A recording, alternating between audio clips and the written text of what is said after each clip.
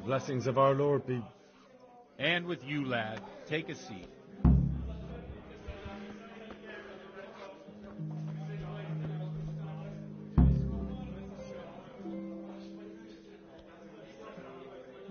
I'm sorry I can't tell you everything, but maybe we can work something out. But first, I'd like to hear something about you, my son. With whom do I have the honor? Where are you from? I'm from Skalitz. Oh, I'm sorry. What about your kin? They're dead.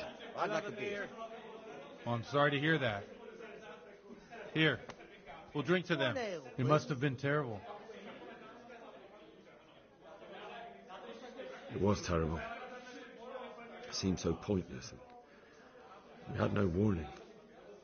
They just appeared and began the slaughter. God knows why. They killed anyone who didn't make it to the shelter of the castle. My parents, my girl, even the Deutsch who was on Sigismund's side. I didn't make it to the castle. I wanted to try and help my parents, but there was nothing I could do. Then I fled to Talmberg with the Cumans on my heels. They almost killed me. They slaughtered people in the surrounding villages. There was a pile of bodies in front of the church in Rovna. Folk who tried to take refuge there, but they... My poor child. May God grant them eternal rest. And how did you come to get this assignment? I'd have expected Sir Hanish to send that old grouch, Bernard. Here you are. And good health. He did, but I found a witness and the trail led here to Ujit, so he sent me here to follow it up. Ah, well, congratulations. It's nice to see someone using their head to find things out instead of torture. We'll have to drink to that. Now the most important thing. What actually happened at Noyo? The good folks hereabout are saying all kinds of terrible things, but I take most of it with a pinch of salt. The rumours aren't exaggerated this time, unfortunately. The Neuhof stud farm was raided by bandits, but they didn't come to pillage or even take the horses. They only wanted to kill. They maimed the horses and slaughtered some people. I'm sure they would have killed more, but the bandits quarrelled among themselves and broke off the attack. And judging by what's left of our Lubosh, they're still settling accounts. I see it's every bit as bad as people claimed. Dreadful. Well then, here's to those poor souls who had to die so pointlessly and so terribly. My pleasure. I've told you all about me. Now it's your turn, Father. You don't look much like our parish priest at home. Cheers. Well, we've had an agreeable chat, but now let's get down to business. So, about this confessional seal. Do you really want more innocent people to die? Henry, that's not how it works. There are matters in which you can't make exceptions because if you do it once, you'll forever be tempted to do it again. If people stop believing in the church because their confessional secrets are betrayed, they won't trust anyone, and that's worse than even the most hideous crime.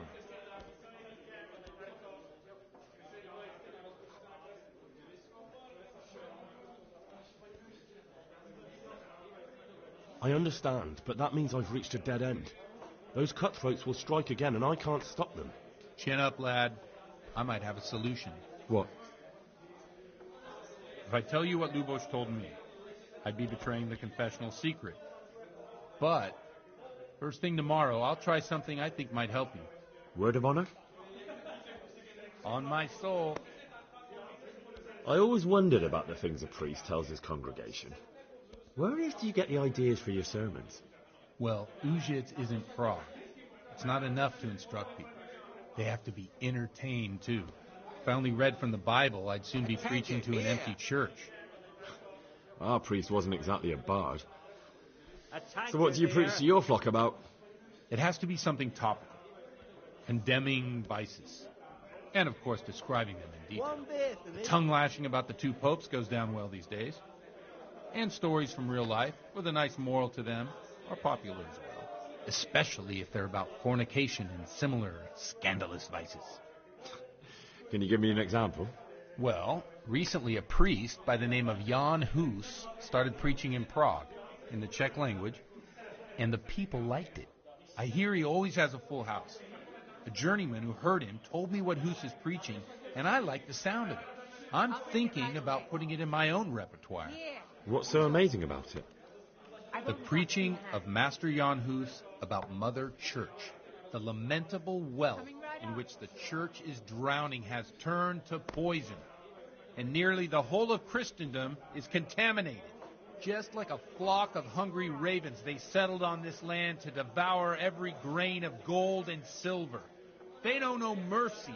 Their hearts are corrupted by longing for wealth, and they shamelessly profit from everything. You want to baptize a child? Pay. You want to steal and murder? Pay, and you will have absolution. What if the devil himself were to pay? Would he ascend to heaven too? With such money gained from the poor, they buy beautiful horses to ride and needless servants to pamper them. They gamble at dice and dress their whores in expensive furs, while Jesus Christ walked barefoot and had no place to lay his head. Look to your consciences, you robbers of the poor, for you are seen by God and his people too. Amen. Well, this Jan Hus character is quite a rebel. Oh, the congregation will love it. I don't doubt it. Let's drink to that. Funny. That last bit reminds me of someone. What do you mean? My situation's completely different. Huth preaches against the prelates and the clerics who are robbing the poor. Look at me. I don't have a pot to piss in. I'm no better off than the folk I preach to. I'm one with them in poverty and suffering and everything that troubles them. I drink with them and curse those stuffed habits in Sasau Monastery.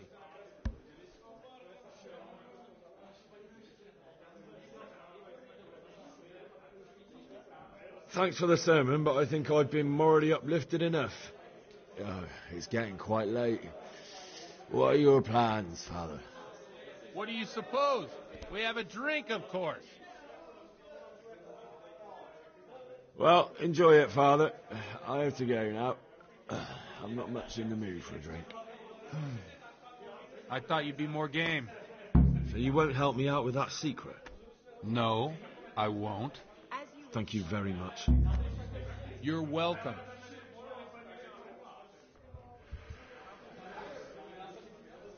Here you are. And good health.